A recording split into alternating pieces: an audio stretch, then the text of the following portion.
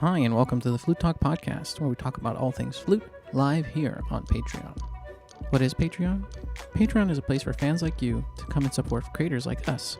So why not join us over on Patreon and help us continue to make great content?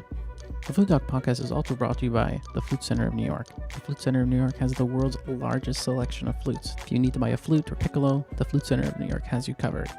With our code TFC at checkout, you can try up to 3 to 4 flutes for up to 10 days, have an extended 18-month warranty, and free shipping worldwide. So be sure to go to the website flutes4sale.com. So that's flutes4sale.com. flutesforsale.com.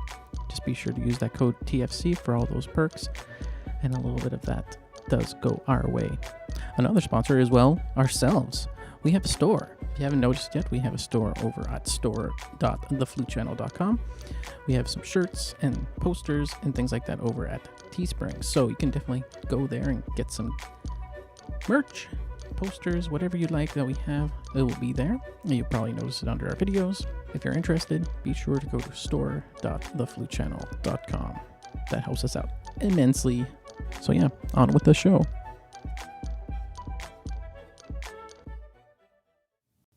Hi, everybody. Welcome to the Flute Talk podcast. I'm Nick. And I'm Amelie. How's it going, Amelie? Good, how are you? Good. The year's over. Year's almost over. Pardon me. Almost. Almost. A couple days. This is the podcast where we answer your questions every last Sunday of the month. And and we do that live over on YouTube. So if you want to go and participate, join us at the end of every month and leave a question there and interact with us. This is the time where we kind of just listen to your questions and get things going. So hopefully everybody's holidays are continuing to be good, and hopefully everybody's practicing and doing their fun things that they're going to do with their music. So yeah, we're going to answer some questions first. We canvassed some questions, but be sure to leave a comment as well too. So yeah, we have a couple questions. I remember you read a couple right now about the jazz one, that thing about a returning player. Yeah, it's Sandra. She says, I'm a returning player. I love classical music, but I've always wanted to tackle jazz flute. What are some fundamentals that I need to do? What are the fundamentals to get started? Yeah. Well, in jazz, you want to be able to improvise, so knowing your scales and your modes. Oh, yeah. But like really, if you know your scales, modes are just a scale that you start on a different note. So like if you're doing Mixolydian in G, it's the same as a C major scale, but the tonic becomes G, you know?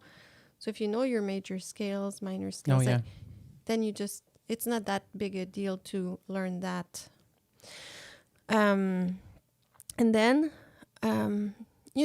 understanding what chords are, what's a chord progression, all those things. You might want to learn a little bit of theory so that you can understand that. I know that on the platform Coursera, Berkeley offers some free courses about theory that could help you. Like, I know they talk a bit, I watched a little bit of the beginning. They talk about the pentatonic minor scale, stuff like that. Those are all strong fundamentals. Yeah, they're used frequently. Like, if you use a pentatonic scale and you improvise on that, it's always going to sound good. Like if you improvise alone on your flute, exactly, it's going to sound good. That's a good starting point. And like there's Ebersold that you can get. It's Ebersold, and there's also like even some, if you want to play with groups and stuff like that, there are playback tracks for free on YouTube. You can search for them, I'm sure. There's probably stuff around. But Ebersold is very good, and it's actually the first couple books are there's one with blues, I think. The blues, that's very, very well rounded. It's a good one to start with. Yeah, and then I think it's book 7 or something like that. One of those books, because he has like 100 books. Yeah. And it's a good start because like he explains a little bit of theory, but then there's a lot of playback tracks and stuff like that. So that can be a good start, I think. Yeah, and it's good for like just drilling, just having fun, and it's jazz, so just open up and play with your ears too. Like develop both sides of the thing, the theoretical approach and the listening approach and all those things together. I remember I when I was in pre-university, there was one of the jazz teachers there who would tell his students, you're always one note away from a good note. Like, don't stress too much. If you fall on a bad note, like, make it sound like a appoggiatura, like a tension that you're going to release. And it's not a big deal. Sorry. It's okay. So yeah. So hopefully it helps. Hopefully this is a little bit of a guidance for you. Hopefully that helps, Sandra. Let us know how your jazz adventure goes. You know, that's a really cool goal to have in 2021 for sure. Amber wants to know. Oh, this is a good one. We've heard this so many times, but it's always good to talk about it. How do I know when I'm playing ahead of my level, and how do I know what my level is? Okay. Right. So there's different approaches, I'm sure. Yeah, that's a bit difficult because your level, let's say in technique, might be higher than your sound level or your vibrato or your tonguing. Like, yeah. So it's difficult to assess a level per se, but in general, if you go on, ABRSM or Conservatory of Toronto, stuff like that, and you check their levels and you check the pieces that you're able to play. If you're able to play it, you're probably in around that level, I would say. Yeah, totally, exactly. And then playing above your level is not always a bad thing. It can be a way to increase your level. Totally. Mm-hmm. But like there's always a max. If you go too high, then it's just gonna be maybe peak. discouraging. Yeah, exactly. But just and a little frustrating. bit higher. It's called a proximal zone of development. Mm-hmm.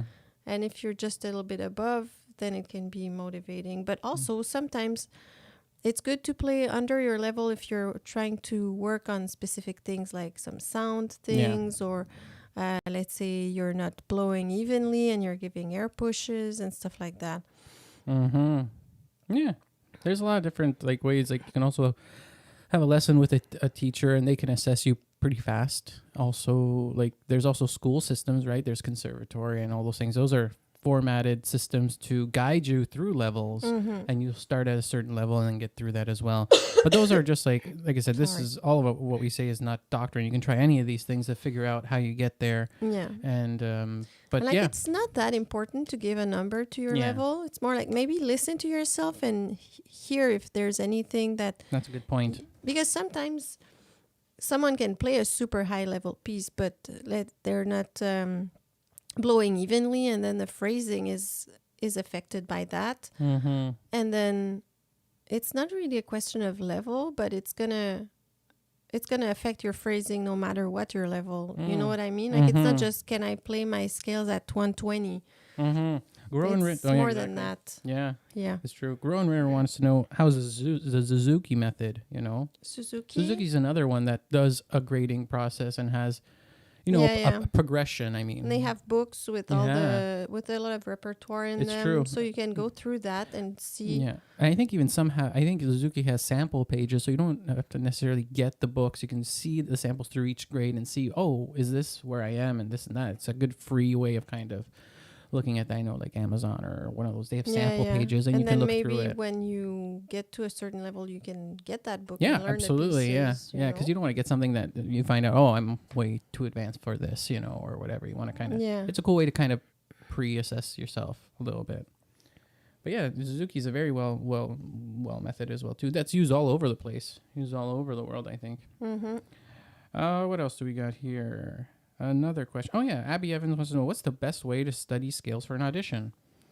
There's so many different breakdowns of scales, and I'm sure you can probably lean in on some of those types of ways to make scales smooth and stuff. And also, if it's an audition, you should be sure to check how they want your scales. That's pretty important. At what tempo too? A tempo is important which too. Scales? Because sometimes they'll say up to 4 sharps and 4 flats. Sometimes they say all major and minor. Did they say minor harmonic or melodic or? Or they say that's interesting to know. Or EJ4 or whatever. Exactly, one of those things. Or if you have to do them in thirds or in seconds, you gotta see. Yeah, if you have a lot of time, I would say try to learn if it's a major and minor, learn a major and its relative minor every week. Work on them a lot. If you have a little bit less time, or if you're closer to the audition, what I like to do is you do a table. Even if you're far away from it and you're learning them, what can be a graph maybe? Or? Like a graph? Oh, nice. Okay. So you put all the names of the scales. And let's say you're playing them at 60 and you want to get to 100. Then I would write 60, 69, 80, I see. 88, 100. Yeah. And then, And I would just make little X's to make sure I practice all of them and then I can get to that tempo. That's smart. And yeah, that can be a good way to make sure. And because you can't practice all of them every day and you can't remember what you like, it's tough to remember all the time. So I used to use that, make little graphs with different increments in tempo, or if it's different articulations or whatever, however you want to make your graph so that you get to your goals. But that can be, or you can make multiple ones. You can start with the tempo and then you can make a new one after that. Oh, those are good points. Yeah. And like check how much you have to learn and how much time you have so that you make sure that you're not trying to just cram it all in your head the night before. Yeah. And if you've been auditioning a couple times already, you kind of will understand like what things you always have to kind of have prepared all the time in terms of scales, even with audition pieces too, but just with scales, like that's usually a common thing that most people are. So, and it's always good to be a little bit over practice a little bit too, like just always have the tempo just a little higher than you have to have it so that you can just fall into that tempo and feel confident. And those are all little things that could help you for sure. Also, be sure to leave some questions. Yes, this is live. People always ask us that sometimes. Yeah, this is live. But be sure to leave a question in the comments if you are watching live right now. In the comment section in YouTube, we'll have a couple more questions on our list, and then we'll answer your questions a little bit. How to play? Mohammed wants to know, how do you play the flute without the flute? So, like, flute practice without having the flute. Well, I tend to play flute pretty much all the time because I tend to do that, and I do fingerings, and I can. And you tap your toes, and you play in rhythm sometimes with your fake flute practice or air flute practice. I don't even notice that I'm doing it most of the time, and I'm doing it, and I hear it in my head while I play it. Okay.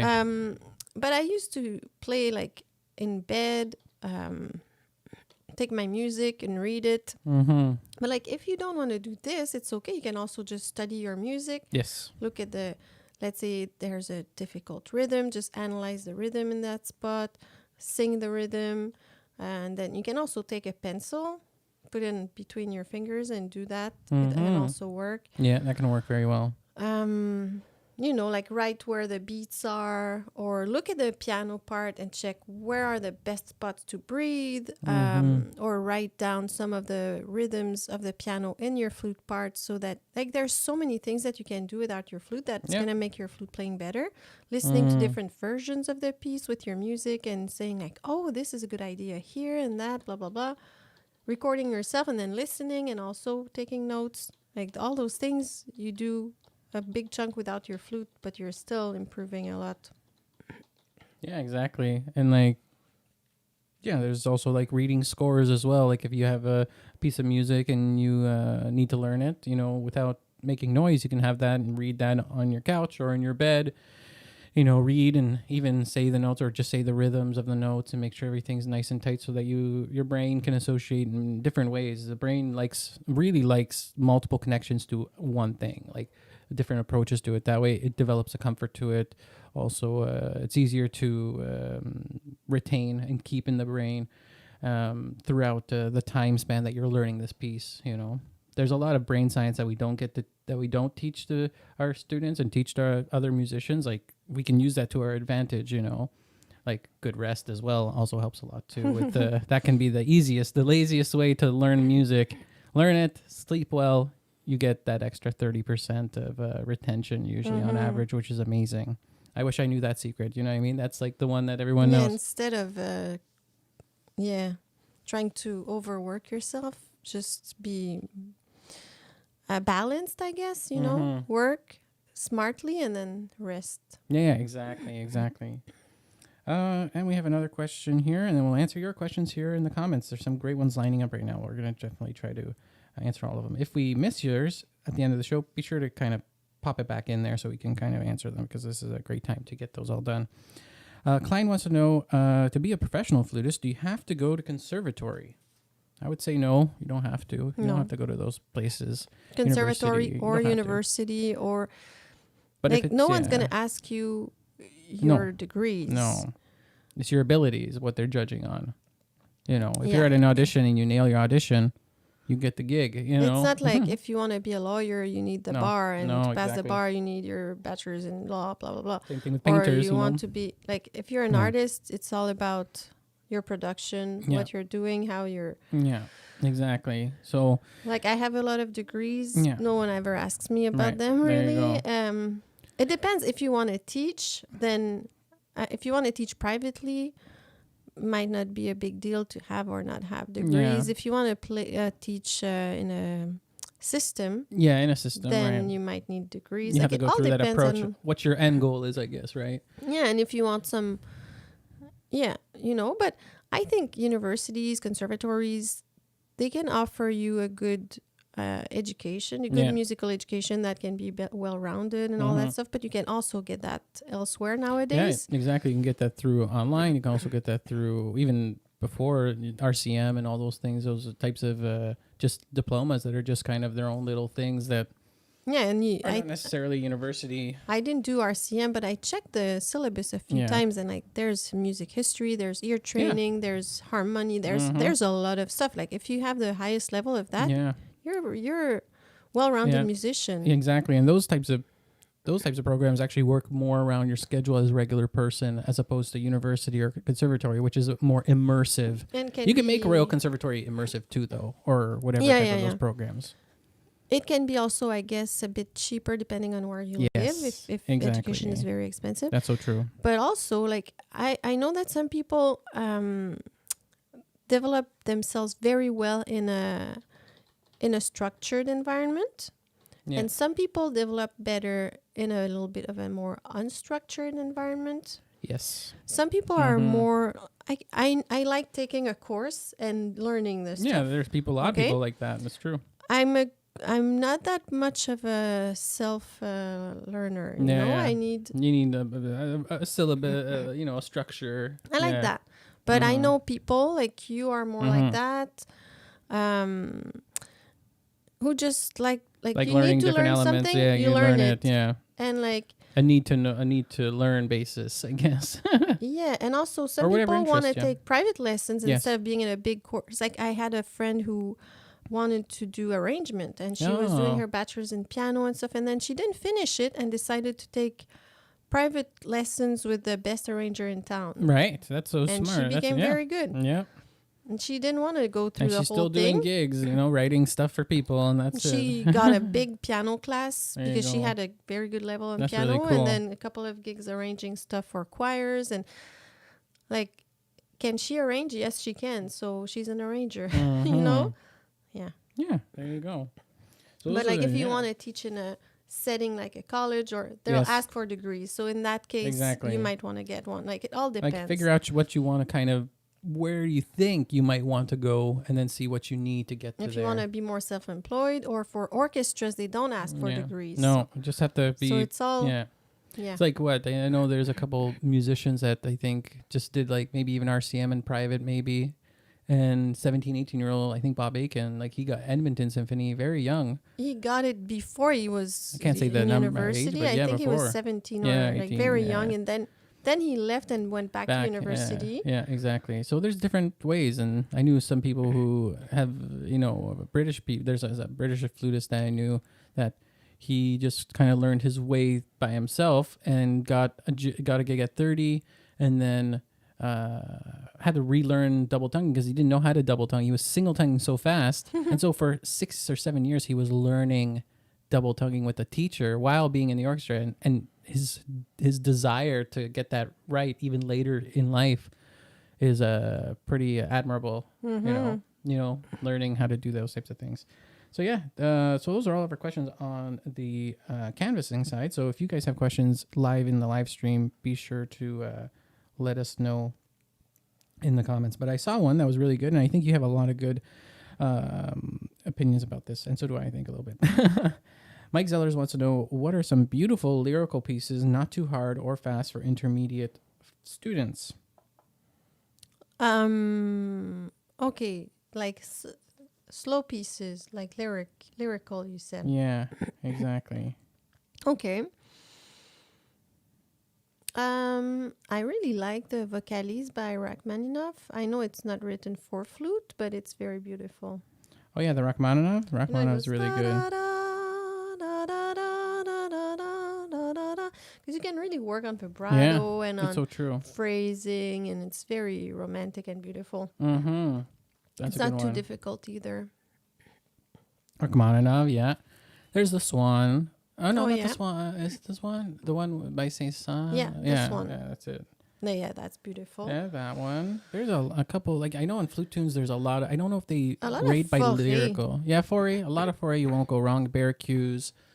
You can do a lot of cool stuff with Because like forêt. Forêt de Morceau de Concours is beautiful. There's yeah, a little bit and of it's short and speed it's cool. there. Yeah, there's speed though. Yeah, it's true. But like if you like practice your F major scale and then it's just that, you know, because go da da da da da da da da da like that. That is just a F major scale going on. I might not be in the right key right now, but you know. Yeah. Exactly. And if you use your thumb on the B flat, it's not very difficult. It's true. Yeah. But also like there's arrangements of Forêt.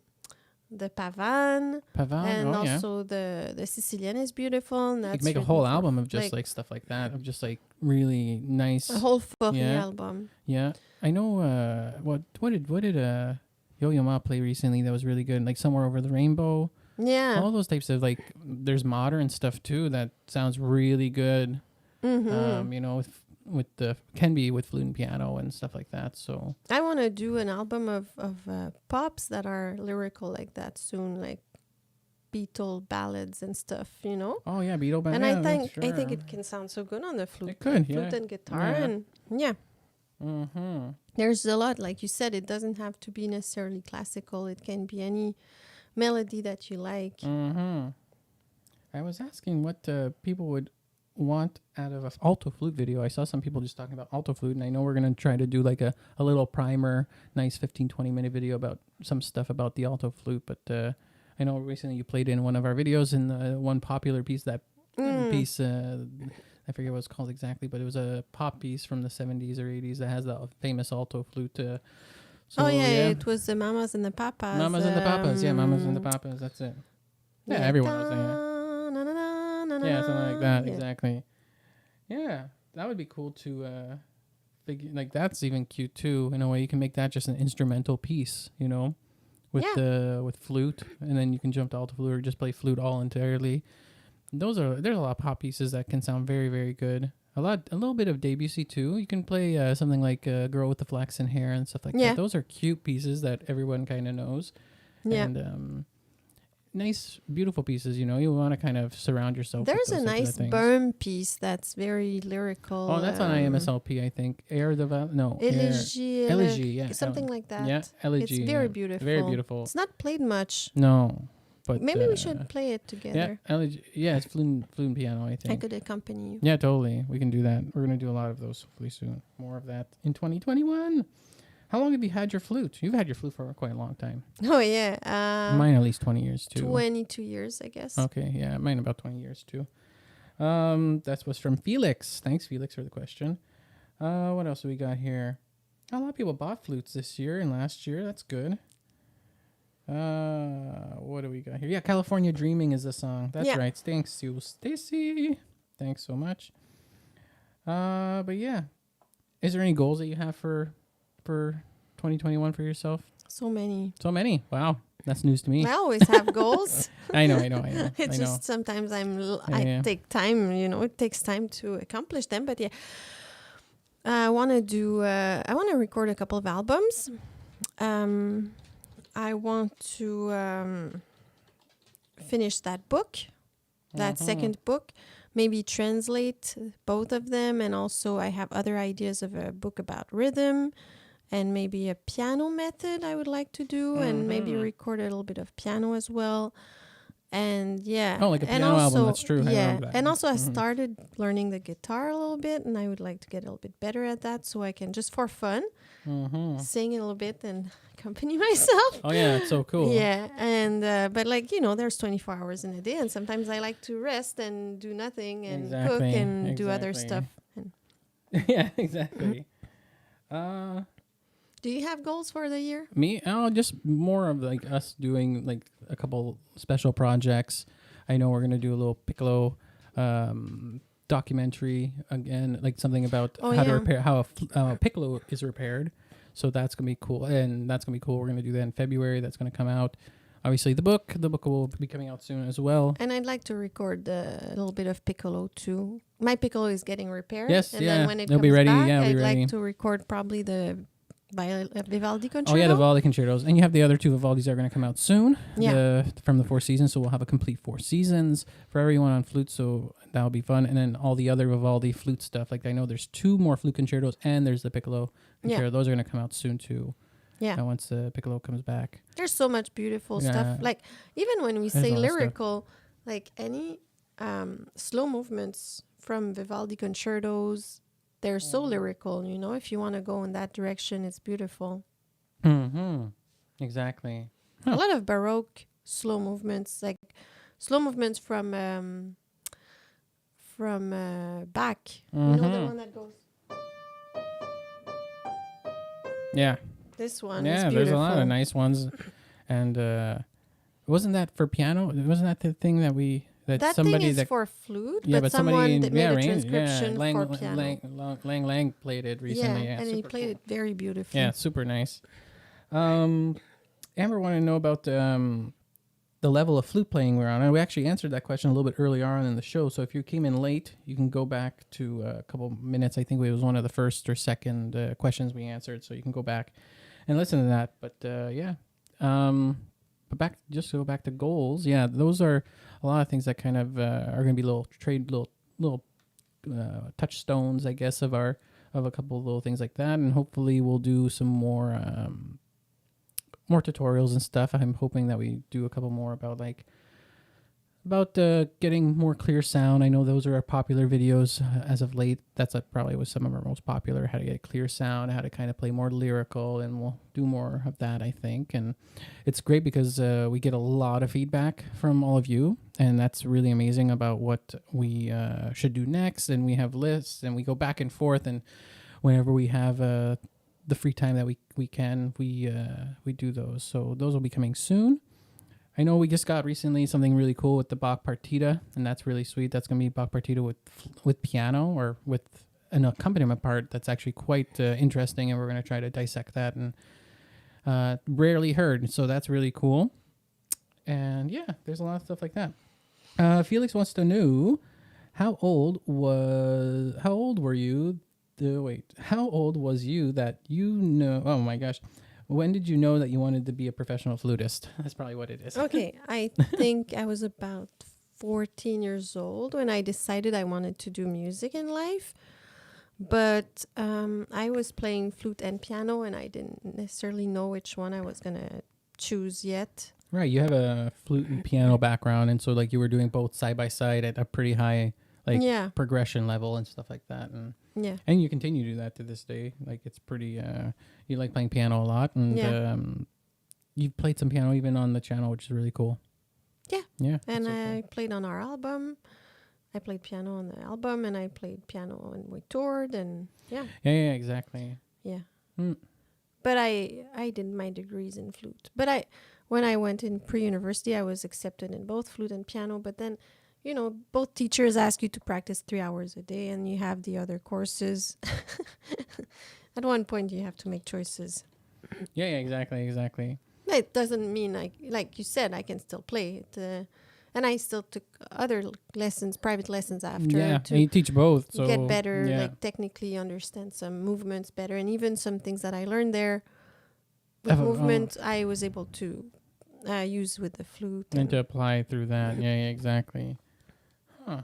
Would you say that would be one thing that you would encourage for some players to learn another instrument? Because I know one question we get often is, should we like multi-instrumentalist or not be a multi-instrumentalist? Like just play flute and be focused on flute, or I know a lot of great musicians that play clarinet, flute, saxophone. They do other instruments as well as their flute, and they seem pretty happy about that. I don't have an answer really to that, because it really depends on what you're looking for in music in a way. Yeah, exactly. Like some people want to be an amazing virtuoso at one instrument, Sure. and they really want to focus on that instrument. It's fine. Some people like to play multiple instruments, and I think when you learn a lot of them, what I've noticed, it's a bit like people who learn a lot of languages. After a couple, they learn them faster. Oh, yeah. You know, you pick up the next one a bit easier. But it all depends. What do you want from music? You know, it's not the question there's of no that, real yeah. answer. Totally. Like everyone has to look like it sounds a bit like a kitsch answer, but everyone has to look for their own answer in a way. But That's such a good point. I don't think someone who wants to learn another instrument should be like, oh, but then it will keep me from being good at this one. Like it all depends, because they can also help each other in a way. True. What you learn in one can be used in the other. Like in a way, if you understand if you know all your scales in one, once you know the fingerings of the next instrument, you already know all that theory part. You already like there's a big chunk that you know. That's so how to move.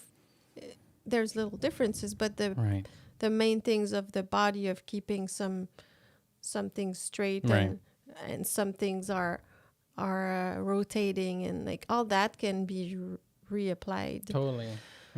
So I don't know, and it's all, but like you can't learn everything. There's only 24 hours in a day, so you have to make choices as well. Exactly.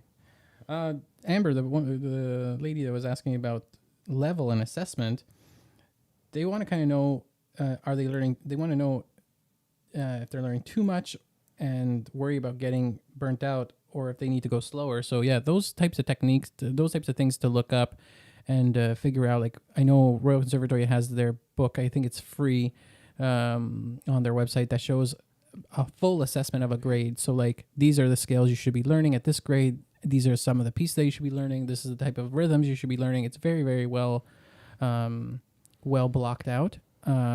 You can find that on their website. You can just type flute RCM and let's syllabus. say you're doing a grade, you can be like, okay, I'm going to work on these scales this year. So I'm going to pick 1 or 2 every week, work on them. And then at the end, I'm going to make a little graph, like I was saying earlier, a little graph to make sure I know them all, and I can just... And you check them off, and you know that you're like, oh, I can just know them. And you know them while you're cooking, you know while you're doing, like, just so you know. And then... maybe learn a study a week. I'm a big proponent of that, because it's good for your sight reading, for musicality, for so many things. Make sure when you play music too that you're doing the articulation. Very often I hear students who come their first couple of lessons, they took bad habits of just doing whatever they want for articulations. Try to follow the slurs, the staccatos, all those things. Try to follow them when you learn a study. If you don't, if it's very difficult for you, maybe learn just 3 lines in a week instead of the whole study. It doesn't matter. It's just about learning it well. All those, like, okay, so that, and then pick maybe 2 pieces, one fast, one slow, or, you know, or go contrasting with different periods, you know, go not the with same. their list, and usually they have A, B, or ABC, depending on the level. Pick a couple, that's for the year. Or whatever, how many months it takes you to get to that level, and then you switch to the next another one. thing, and just exactly.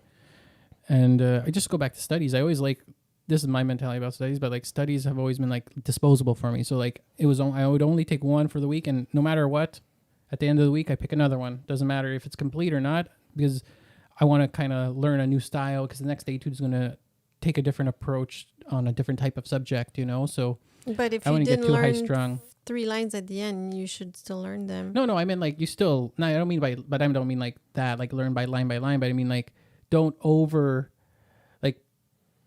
try to make it perfect. Yeah, don't try to make it perfect is what I mean. You know, like you learn it thoroughly. There's a threshold of not perfect. Like totally learning it and just slurring everything or tonguing everything without looking at the articulation. Exactly. Like no, learn it well. If you have to learn less of it, learn less of it, and then switch the next week. Yeah. Just if you realize the whole page is too much, do half a page, but do it well. Then the next week do the other half. Yeah, you obviously do to your best ability, but in the end, like. A lot of people kind of stay on the same thing a lot sometimes for a couple of weeks, and like I think that's because that's not the goal of a study. Yeah, that's not the goal of a study is what I'm saying. Yeah, that's exactly it. Cool. But just something I noticed with people, like recently with students, like people forget to look at that, and it's important because articulation is a huge part of phrasing. That's what makes it interesting. If everything's slurred or everything's tongued, or it's way less interesting musically than if you articulate. That's why we have consonants in language. You know, we don't just speak with vowels. No, I guess. Exactly. I don't know if it's a good comparison, but somebody wanted to know about when to start working on extended technique. Extended technique. That's something we don't talk about too much. Yeah, we could make a video about a couple of them. Yeah, because with that, it's just a deep well. You know, like it can go There's so many. deep, and like there's. Well, whenever you want to play contemporary music that has it, you learn them. And there's some fun flute composers that have written stuff that are so approachable. Ian Clark is one person I know. There's not a lot of extended techniques in what he writes, though. Oh, like the Great Train Race, and there's a core like multiphonic stuff. There's stuff in there that works in like sliding pitches and stuff like that. There's contemporary stuff, and like ZoomTube is completely contemporary. Like it's all contemporary techniques in ZoomTube. Fish Are Jumping is another one. Robert Dick writes all of his pieces like that. There's his studies too that are pretty interesting. Mike Mower, he wrote a lot of finger busters. I think it's him. But if you type finger busters, those are great extended technique studies Robert that are Aitken. super. Yeah, Bob wrote some stuff. Icicle is pretty cool, and it's not difficult. No, it's one of the first approachable, like that's, I think that's what a lot of people put in front of a student stand when they want to learn extended technique first. Varese 2, density 21.5 has a little bit. It doesn't have but much. Not a lot. It's more of like the rhythm. I remember when I learned it, I was a bit I had to analyze the rhythm. But I don't remember that there was so much extended. Maybe a little bit of flutter tonguing. Right. It could be a cool idea to make a little playlist of a couple pieces of, in general level, like, you know, that'd be a cool idea. Some contemporary flute pieces to kind of show the progression of extended techniques. Because there's a bunch of extended techniques, and there's new ones being developed all the time. You could even say beatboxing is also an extended technique. Yeah, you know, totally. like, there's so many of them, and I think you can approach them at various levels in your life as a musician. But even beatboxing could be something fun to start almost right away a little bit sometimes, just to kind of break loose through playing conventionally. But what's one of your favorite extended techniques? I don't know. I don't have a favorite. I like singing in the flute. It's one of the easiest ones, like singing and playing in the flute. I mean, like a Vox Ballon type of thing, like George Crumb style, not the like with your whole mouth over the mouthpiece and just making and singing through it like a tube. I like when there's two melodies. You sing one and you play another one. That's pretty cool. Denis Goujon, he's a Quebec composer. He does that in L'Oiseau Blessé. It's pretty beautiful. But multiphonics are interesting because people are like, what is that? And it's really, it catches the attention. There's a lot of cool stuff. Yeah. Exactly. Yeah, there's a lot of cool stuff. Oh, Mohammed said we didn't answer his question about playing without the flute. We did. A couple little questions like that. Like, you know, you can do air flute with the Maybe at the beginning you weren't there. Yeah, maybe you were at the beginning, but you can recap and go back there and check that out. But basically, you know, you can do a lot of different things like reading the music alone, without the flute. You can practice with the air flute practice style. Practice your fingerings just with your fingers, or take a pencil. Practice the rhythm. You know, there's a lot of different ways. Listen to different versions. Yeah. Do some studying on the flute. Study the piano part. Yeah. Write stuff in your music. Yeah, write stuff from the piano part. Yeah, we always forget that there's so much prep beyond just sitting there and playing the notes, that there's these other little things that add up to the complete performance of that piece eventually. Because if you only look at your part, you might choose places to breathe that the piano's doing a lot there, and the pianist won't be able to wait for you. No, but if the piano's holding a half note, then there's no problem. You can take a breath, and the person is going to be able to wait for you and be like. Those things are very smart use of your time. That's so true, you know, and we always get so focused on just like, oh, what's on the page and that's it. And we don't see that, oh, there's a completely other part that needs to have almost equal amount of attention, Because if the not composer more. wrote for both the Yeah, instruments. to work together. And we all always see like, oh, my accompanist. Okay, yeah, but yes and no, because it depends. Like a lot of pieces are written more like chamber music than a solo with an accompaniment. Exactly. You have to see it as a whole. It's a whole piece. It's not just one part, like you said. Exactly. But yeah, so we're going to answer a couple more questions. Be sure to leave them, but we're just going to talk a little bit about the things we have available for you guys. We have musigy.com, which is our sheet music website and our courseware website where you can find your arrangement of the 24th Caprice by Paganini. You can also find our books, which is you can find our 15 beginner flute method, 15 flute lessons for beginners. And also our new book will be coming out soon as well too, which will be the 20 lessons, or I think they have 20 lessons for intermediate flutists, and that'll be the new one that's going to come out in January.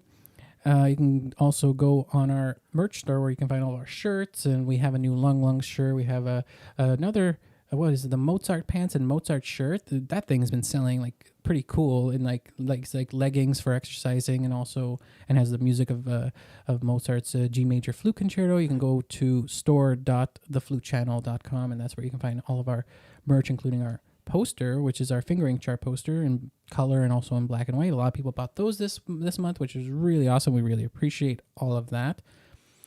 And we also have the Flute Center of New York, which we put at the beginning of the show as well, which is you can go to flutecenter.com. I think they have a new name now, flutecenter.com, but you can type Flute Center of New York. It's all synonymous on Google.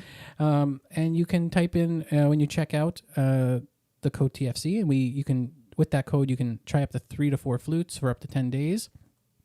It works worldwide, or you can contact them directly and call them by phone and mention our code, and they will set you all up. They are all flutists there. For everyone who used our code, because it helps us out. Totally. So, those help us out. All these things definitely help us out to give us more time to do more of these, because time is so restrictive. As everyone knows, time just flies by, but we do try to work hard at getting videos out for everybody, and also making the stuff that we're making, and these things help out tremendously. So yeah, use the code TFC. They're all flutists there. They're amazing. flutecenter.com is, I think, the new domain, and also they have the world's largest selection of flutes, so you're not going to miss out on this one brand that doesn't have, you can just find them all there. It's pretty amazing.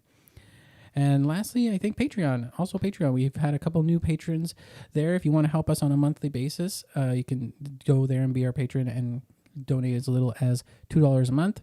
And you get to be part of that, and that helps us out directly as well. You can leave questions for us there, where we do more one-on-one private little messages just for little questions you have and stuff like that. We also do little things like that there. So you can go check out patreon.com/theflutechannel, and that's where we are for that. And what do we got here? Yeah, I think that's it. There's not many other questions. I think we didn't miss any. So that's pretty cool. So yeah, we do this every last Sunday of the month. It's pretty amazing. I hope everyone is going to have a wonderful rest of the year, and a new year of new playing and new practicing. Be sure to leave a comment down below if you're watching this live right away on the actual video. It helps us out tremendously. Drop us a like, and also be sure to share this video around too, or talk to another flutist and tell them about us. We love having more musicians in the community, and it's really a fun time. And that's our little doggy. Yeah, she's so cute. Yeah, so hopefully everyone has a great rest of the year. Yeah, and happy practicing, and we'll talk to each other next month. So yeah, thanks everybody so much. Thank you. Bye.